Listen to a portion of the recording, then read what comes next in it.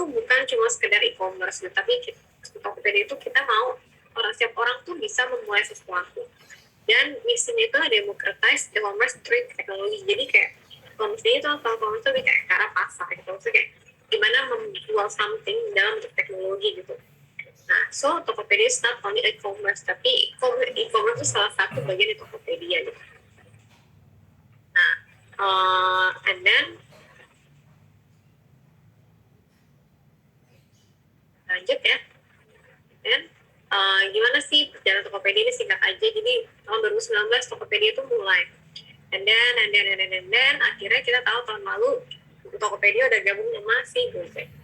So it's a go-to ecosystem for daily life gitu. Jadi kayak udah tahu karena Goto ini kayak ya Gojek sama Tokopedia itu kerjasama gitu. Jadi kayak kalian udah pakai Tokopedia dan udah kayak GoPay udah bisa disambungin dan segala macamnya itu udah sangat membantu banget. Aku sih ngerasa sebagai bukan jualan Tokopedia, gimana sebagai pelanggan Tokopedia itu sangat membantu gitu. Oke, so kalau Tokopedia itu ada tiga kayak 3DNA lah, kayak 3 value gitu yang kelihatan banget gitu dipegang untuk Tokopedia. Pertama tuh fokus on consumer. Jadi kayak kita tuh selalu pengen ketika kita make it something, even in marketing plan, kita tuh nggak cuma mikirin Tokopedia doang. Kita mikirin gimana consumer kita. Misalkan kalau kalian tuh Tokopedia parents, kita pasti mikirin gimana sih orang-orang parents gitu sebagai orang tua, mikirin anaknya tuh gimana gitu. Sehingga ketika kita buat materinya tuh sesuai gitu. And then growth mindset. Ya, kita nggak bisa berhenti di situ doang, tapi kita harus terus bertumbuh. And lastly, make it happen, make it better. So the first thing is important is make it happen dulu. Jangan kayak takut mulai gitu. So kalian tahu kayak slogan Tokopedia yang terkenal mulai aja dulu. Oke, nah kita masuk ke dalam materi ya. Jadi kan tadi temanya prepare your brand for digitalization. Pertanyaannya, kenapa sih harus go digital gitu? Emang sepenting itu gitu? Emang offline store doang nggak bisa gitu? So actually offline store itu salah satu yang bisa dipakai. Tapi digitalisasi juga penting. Pertama kita lihat nih, kenapa sih penting banget lihat nih? Indonesia population itu sekarang sekitar 273 miliar lah di 2020 yang udah terekor. Nah, dari 273 juta, 53% itu udah pakai internet.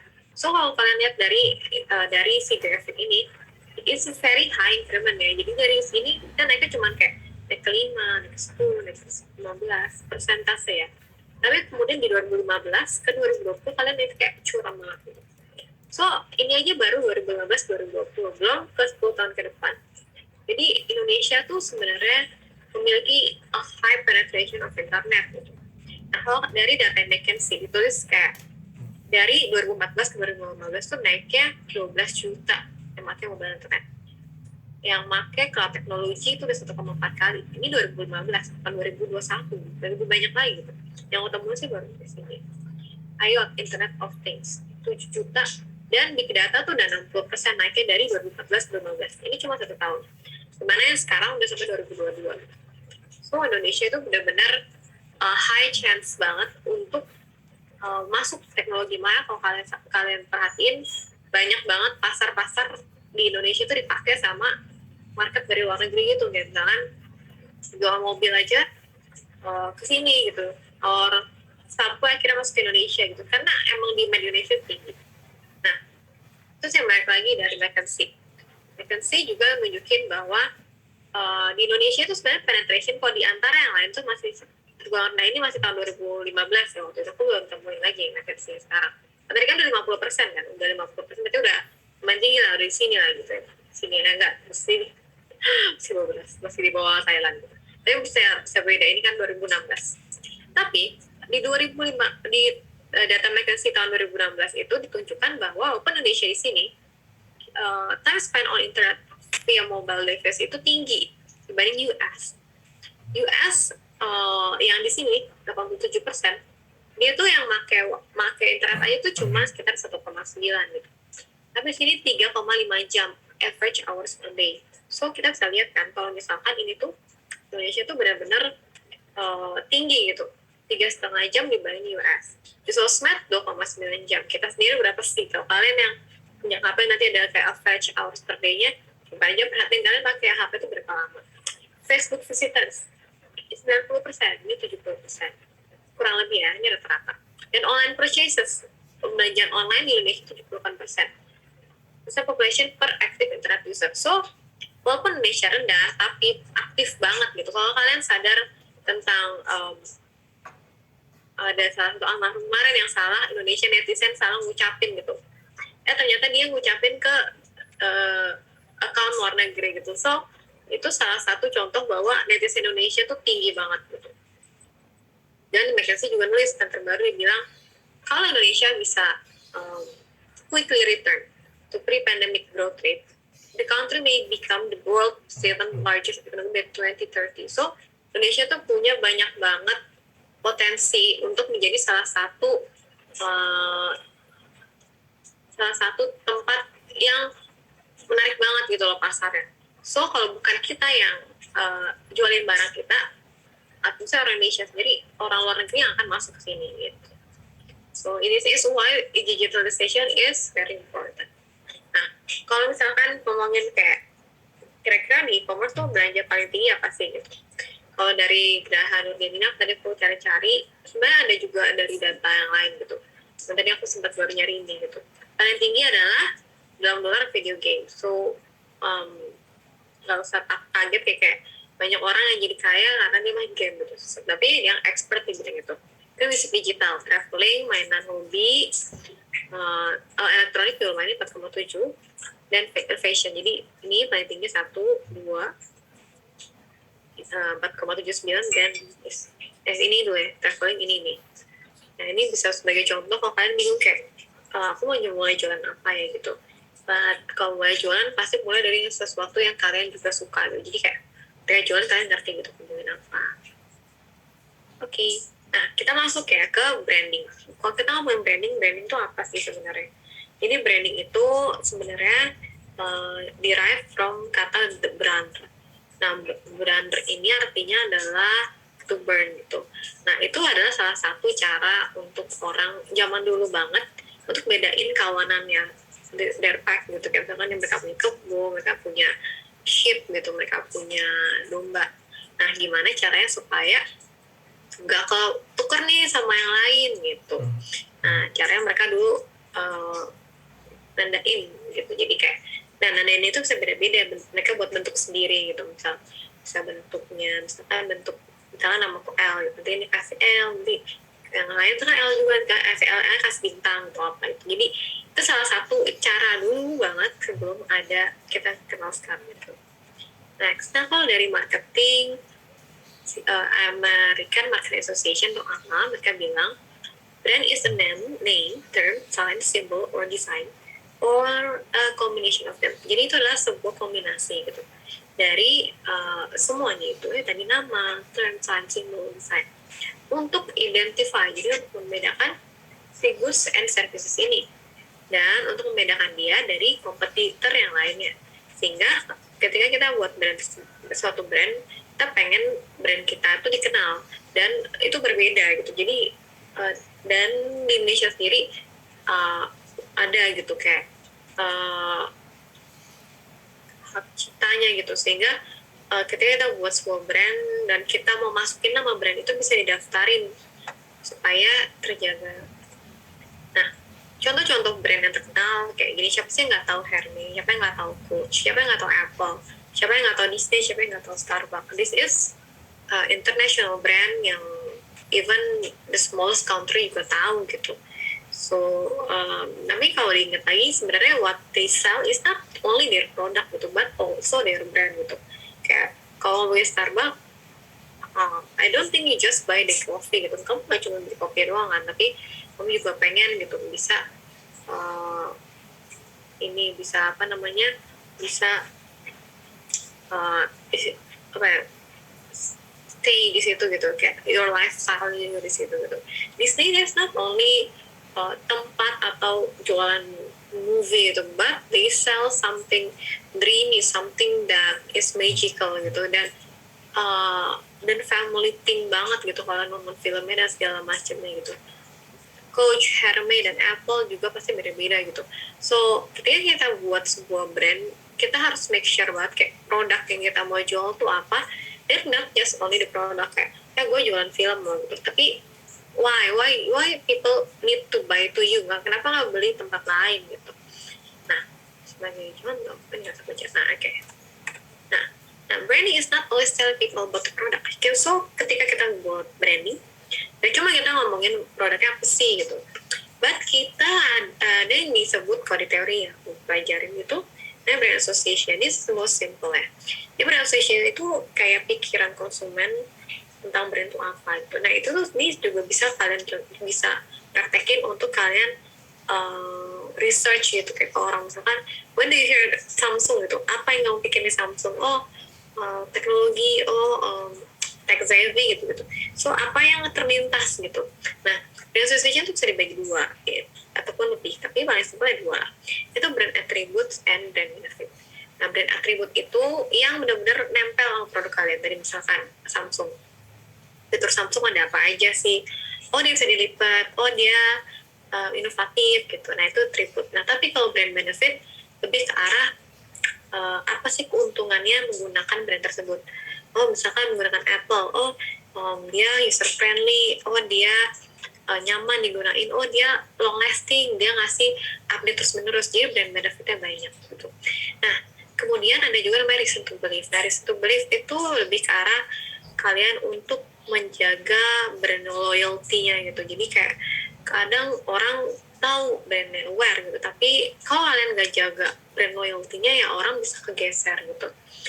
Nah, what people need to believe in us gitu, kayak hal-hal simple yang kayak tadi misalkan Apple gitu, dia ngasih misalkan garansi setelah after service dan segala macamnya, atau sometimes bag juga kayak gitu apalagi yang bag yang mahal-mahal. So ada reason to believe yang penting kalian tunjukin sebagai pemilik brand tersebut. Nah, sebagai contoh nih, brand association Apple. Kalau kalian ingat banget pas iPhone 11 launching, yang aku ingat banget ya pas iPhone 11 launching ini adalah they focused on their kamera. Dan kalau kalian lihat di billboard, aku tuh sempat ngeliat beberapa kali billboardnya adalah nunjukin this is shot on iPhone 11. Oh, ini di foto pakai iPhone 11. Kenapa? Karena mereka menunjukkan brand atribut mereka. Brand atributnya itu adalah this phone itu menjual banget sih kameranya gitu. This phone will be very very high intense for the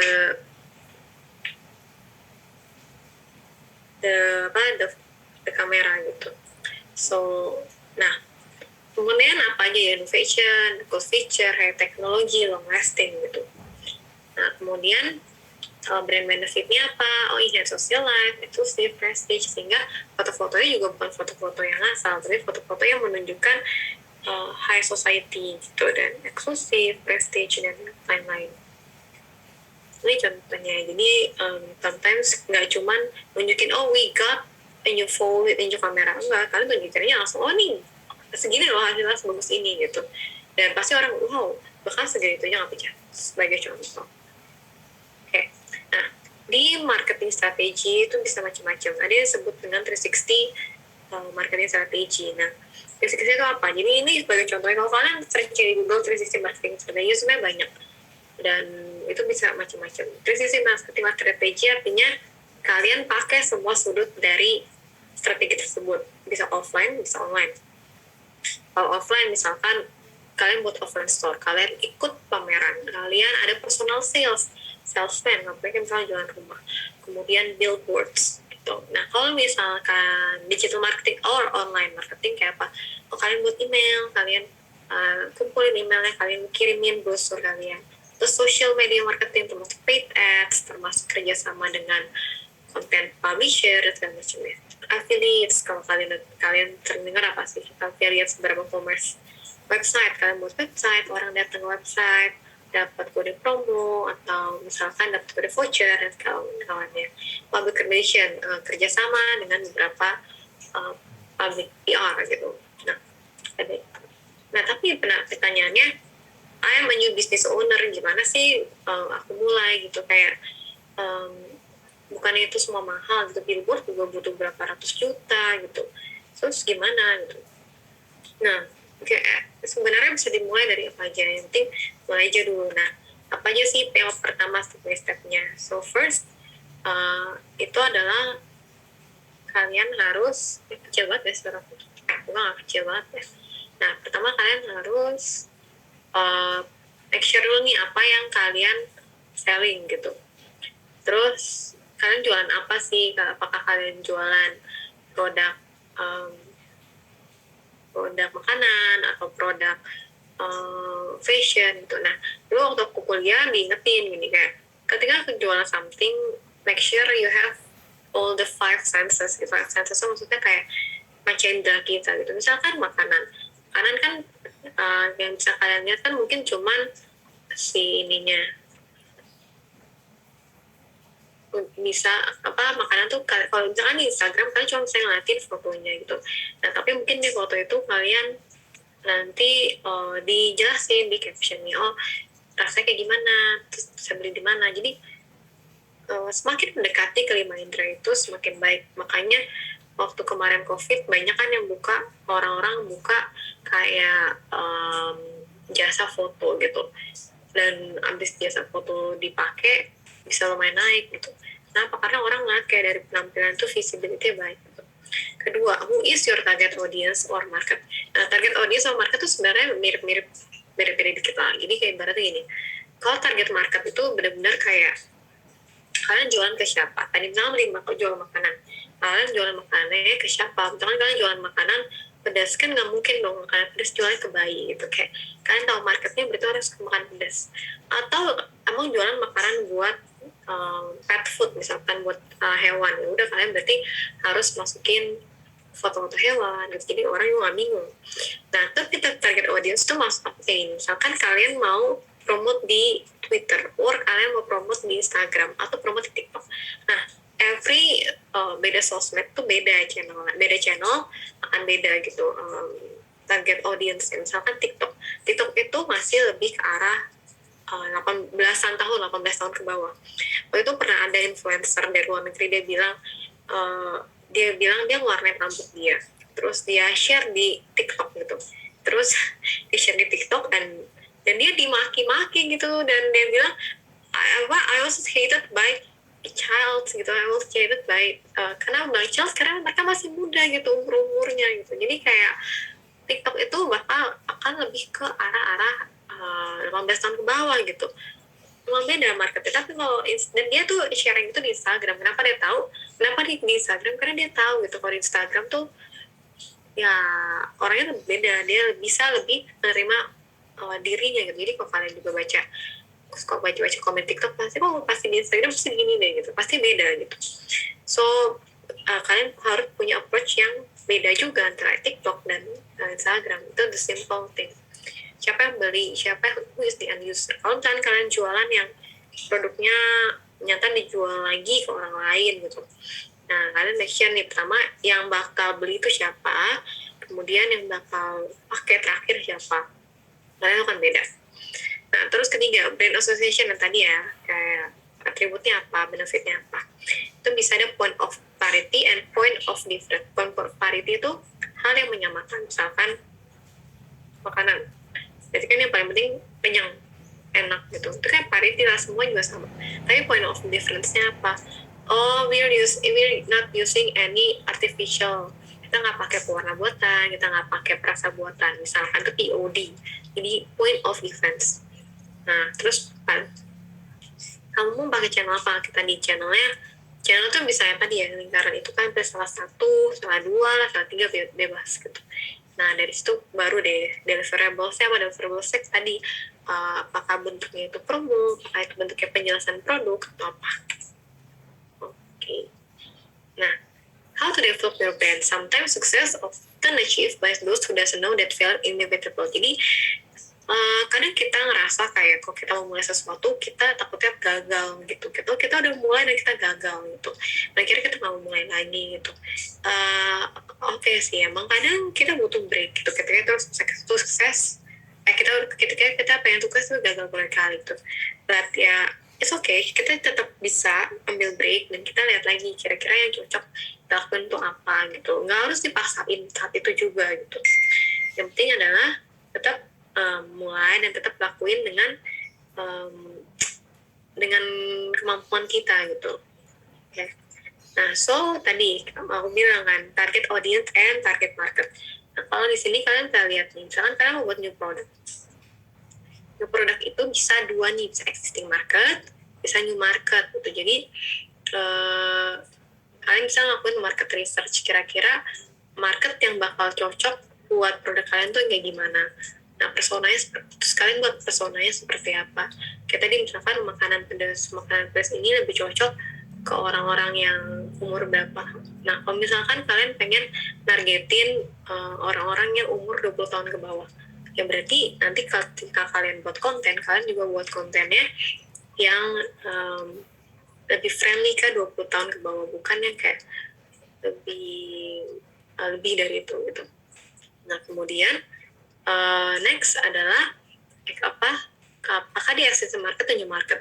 Nah, sama ya kayak kita sering lihat kalau misalkan kalian suka jalan-jalan terus ada kayak bukan giveaway, cashback OVO buat pengguna baru atau cashback OVO buat pengguna lama. Berapa persen, pengguna baru berapa persen. Pokoknya perhatiin kadang pengguna barunya tuh dibuat berapa persen, misalnya 50% gitu, tapi pengguna lama 10% gitu cashback-nya. Nah, itu contoh-contoh yang dipakai sama beberapa company untuk nunjukin kayak, dia lagi ngejar namanya new market. Jadi dia mau ada orang-orang baru, new user gitu, yang datang gitu ke dia gitu. Nah, gitu juga kalian bisa pakai tuh kayak strategi-strategi gitu. Misalkan kalian yang udah establish brandnya, terus kayak, gue pengen sales gue naik gitu, tapi sometimes kan ada beberapa produk yang belinya nggak kayak makanan yang sehari makan sekarang, besok lapar lagi, makan lagi, beli lagi gitu. Sometimes kan kalau orang beli baju, kayak misalkan beli baju gitu kan, pasti kan mikir kan, udah beli nih kemarin, gue beli lagi bulan depan lah gitu. Dan ternyata produknya belum update. Nah, kalian nih apa kalian buat new produk atau kalian buat existing produk? Nah, kalau misalnya new produk, yaudah kalian bisa datengin ke new market dengan cara buat produk baru, dan kalau misalkan baru join di website dapat berapa persen potongan lebih daripada yang lama. Nah gitu, tapi jangan lupa juga existing market kalian jangan lupa tetap di keep gitu. Nah itu just a simple thing ya. Nah contoh nih beberapa yang mungkin kalian bisa pakai gitu ketika kalian masih new business owner dan kalian pengen juga untuk aktifin marketing strategi kalian in digital marketing or exhibition. Jadi ada 3 ya yang keijoin. Jadi kayak bisa buat website, social media marketing, exhibition. Nah, paling 3 ini sih. Karena kalau misalnya ini kan mahal. Flystore boleh, kalau Flystore kalian bisa sewa tempat kecil, kalian ada orang yang jagain. Kalau bisa boleh. Karena itu dari pengalaman aku dulu, kayak aku juga pernah jualan makanan, beda sih emang ketika kita punya offline store dan hanya mengandalkan pre-order gitu. Tapi kadang ada juga pre-order yang sukses gitu. So ini depends by kalian. Personal sales biasanya lebih dibutuhin kalau emang butuh personal touch, butuh yang bentuknya konsultasi gitu. Tapi kalau nggak terlalu butuh, kayak misalkan mass product, nggak terlalu di-consider, oke. Email marketing itu lebih untuk kalian mau ngasih brosur, kalian mau ngasih invitation. Kalau kalian punya waktu, punya tenaga untuk buat ini, nggak apa-apa. Tapi ini kalau belum, nggak apa-apa. Jadi 3 ini sih yang kalau dari aku ya, untuk besarin brand kalian. Nah, nama social media marketing tuh kayak gimana? Nah, social media marketing tuh kalian bisa pakai Instagram, TikTok, WhatsApp. At least yang sekarang lagi hype itu ini. Kalau masuk NFT ya, kemarin yang lagi ramai kan NFT ya. Ya itu something yang baru juga sih di dunia digital ya. Bukan baru, sebenarnya baru hype gitu. Karena aku belum spesialis di situ, so aku nggak bahas ke sana. Tapi kita fokus ke 3 ini aja. Jadi Instagram, TikTok, and WhatsApp gitu. Nah di sini tuh kalian bisa bilang kayak buat tentang produk kalian tuh apa. lebih ke 5W1H lah. Produk kalian tuh apa, di mana belinya, gimana belinya, terus harganya berapa gitu, gimana aku bisa cari produknya. Dan customer engagement ini juga salah satu cara untuk kalian to engage dengan followers kalian gitu. Ada satu brand yang aku juga suka bacain gitu, dia suka buat topik-topik menarik gitu untuk dibicarain gitu.